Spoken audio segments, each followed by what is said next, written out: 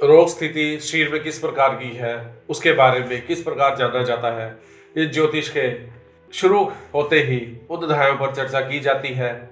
जब ज्योतिष पढ़नी शुरू की जाती है तो सबसे पहले कुंडली के 12 भावों के बारे में अलग अलग प्रकार से पढ़ाया जाता है कि ये 12 भाव किस किस शरीर के अंग से संबंधित है, किन रिश्तेदारों से संबंधित है, जीवन के किन कार्य क्षेत्रों से संबंधित है, जो भी जीवन में खोना या जीवन में पाना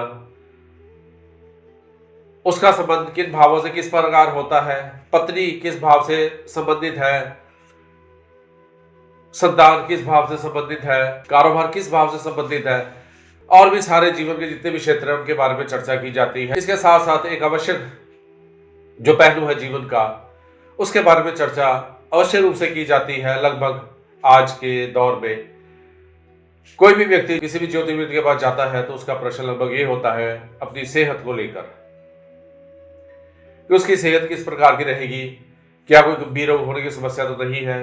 ये सारी बातें जब ज्योतिष की पढ़ाई शुरू की जाती है, ज्योतिष का ज्ञान लेना शुरू किया जाता है, तब ये सारी बातें उस समय शुरुआती दौर में ही समझाई जाती है।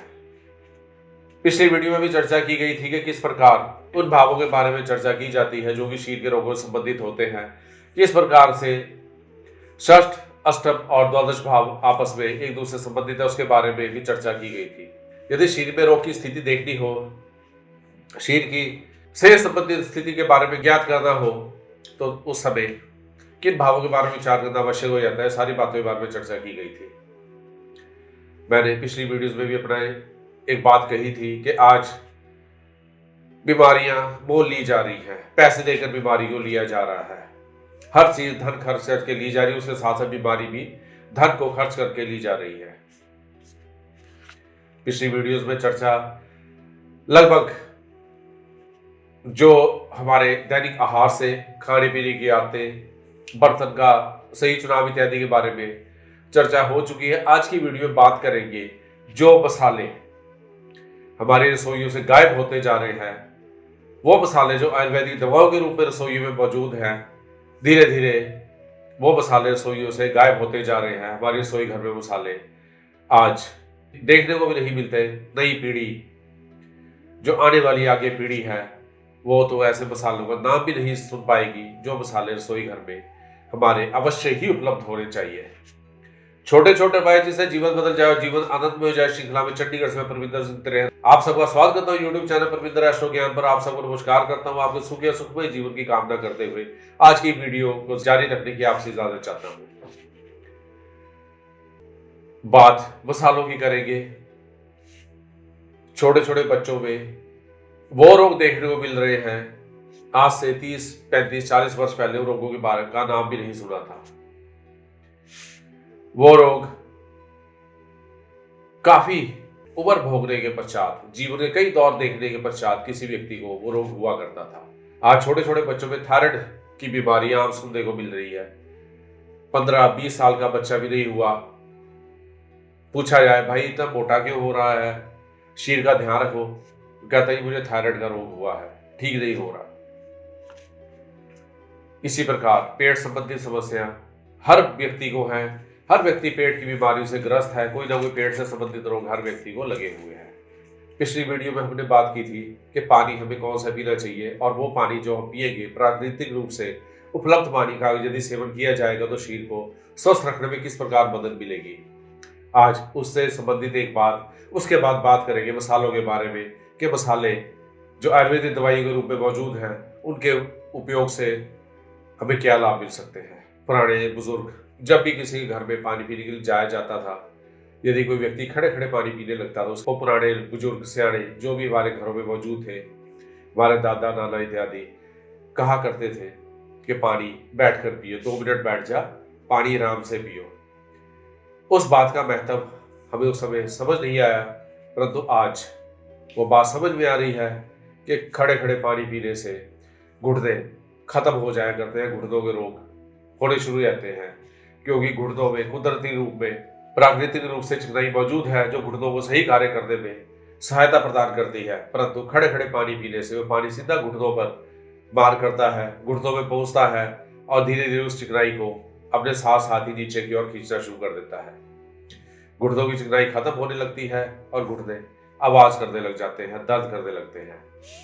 चलना फिरना मुश्किल हो जाता है, बैठना उठना मुश्किल हो जाया करता है। दूध हमेशा खड़े होकर पीना चाहिए, क्योंकि दूध चिकनाई युक्त होता है, दूध में फैट होती है। खड़े खड़े यदि दूध पिया जाएगा तो सीधा घुटनों पर जाएगा और चिकनाई को बरकरार रखने में मदद करेगा। दवा और पानी कभी भी खड़े होकर ना पिए और दूध हमेशा खड़े होकर पिए। बात करते हैं मसालों की। एक मसाला जो बेहद जरूरी लगभग हर सब्जी में इस्तेमाल होता है, दाल इत्यादि में, सब्जी इत्यादि में, कोई भी किसी प्रकार की सब्जी बनाई जाए वो सब्जी के स्वाद को दुगना कर दिया करता है, वो है धनिया। आज की नई पीढ़ी, आज की युवा पीढ़ी उस धनिये को पसंद नहीं करती। पहले ही आदेश हो जाता है घर में, मम्मी अगर सब्जी बना रहे हो धनिया मत डालना, दाल बन रही है तो उसमें धनिया मत डालना, तो मुंह में आता है, मजा नहीं आता। ये धनिया वो आयुर्वेदिक दवा है जो शरीर में थायराइड के रोग को नहीं होने देती। यदि किसी को थायराइड की समस्या है, शुरुआती दौर में तो ये धनिया काफी है उस बीमारी को ठीक करने के लिए, उस रोग को जड़ से खत्म कर देगा ये धनिया। यदि इसकी नियमित रूप से सेवन करने की आदत डाल ली जाए तो ये थायराइड के रोग को जड़ से खत्म कर देगा। इसके बाद दूसरी चीज जीरा। वही आदेश जो धनिये के बारे में हुआ था, वही आदेश जीरे के बारे में भी हो जाता है। मुंह में आता है, कड़वा लगता है, मजा नहीं आता। परंतु जीरा एक ऐसी बढ़िया आयुर्वेदिक दवा है जो पेट की गैस को जड़ से खत्म करने में कारगर है। यदि इसका नियमित सेवन सब्जी इत्यादि में किया जाता है तो ये गैस के रोग को होने ही नहीं देती। परंतु आज के बच्चे इसके स्वाद को पसंद नहीं करते हैं। इसके बाद मेथी दाने की बात करते हैं। मेथी दाना जो किसी प्रकार की वायुवादी, जिस कारण शरीर में दर्दें हो जाया करती है, वायुवादी वाली सब्जियां, गोभी, आलू, माँ की दाल, सफेद चने, जितनी मोटी दालें हैं वो शरीर में वायु के रोग दिया करती है, दर्दें शरीर में करने लग जाया करती हैं। मेथी दाना उस वायु के रोग को होने ही नहीं देता। यदि इसका नियमित प्रयोग किया जाए, जिसे वायु का रोग है, तो वायु के रोग को जड़ से खत्म करने में विशेष कारगर है। परंतु वही बात, कड़वा लगता है, स्वाद नहीं लगता। कड़ी वायु रोग देने में सबसे ज्यादा अपना हाथ रखती है। उसमें भी मेथी दाना, जिसे मेथरे भी बोला जाता है, वो आजकल के बच्चे, आजकल की पीढ़ी उसे पसंद नहीं करती। इसके बाद सौंफ पेट की लगभग हर प्रकार की बीमारी को दूर करे और पचाने में विशेष रूप से सहायक है। परंतु आज के वही युवा पीढ़ी इसे भी पसंद नहीं करती। छोटे हुआ करते थे, जब बचपन में मुझे याद है पेट में दर्द की शिकायत हो या कभी लूज मोशन लग जाया करते थे तो हमारी माता ही कहा करती थी सौंफ खा लो, ठीक हो जाएगा। और वाकई वो सौंफ चमत्कार का काम करती थी। एक चम्मच सौंफ थोड़ी सी चीनी के साथ सेवन कर दी जाती थी और लूज मोशन और पेट दर्द इत्यादि जो भी कोई समस्या उस समय हुआ करती थी वो ठीक हो जाया करती थी। वैसे भी हम सौंफ खा लिया करते थे। आयुर्वेदिक दवाइयों के रूप में जो मसाले हमारे घर में मौजूद हैं वो धीरे धीरे खत्म होते जा रहे हैं। अजवाइन जो खाना पचाने में विशेष रूप से सहायक है। अजवाइन और नमक डालकर परोठे बनाए जाते थे। ढेर ढेर परोठे खा लिया करते थे, लेकिन कभी भी गैस या शरीर में जलन, इस प्रकार की रोग की दिक्कत कभी भी नहीं आई, क्योंकि वो शरीर में हर प्रकार की जो जलन होती है, जो छाती में जलन हो जाया करती है कई बार मसाले इत्यादि अधिक सेवन करने के बाद, तो उस जलन को ठीक करने में ये अजवाइन विशेष कारगर है। इसके अलावा और कई ऐसे मसाले हैं। जायफल है, सर्दियों में सेवन किया जाए तो शरीर को गर्मी प्रदान करता है। सुंड है, सूखी अदरक जिसे बोला जाता है, सर्दियों में शरीर को गर्म रखती है।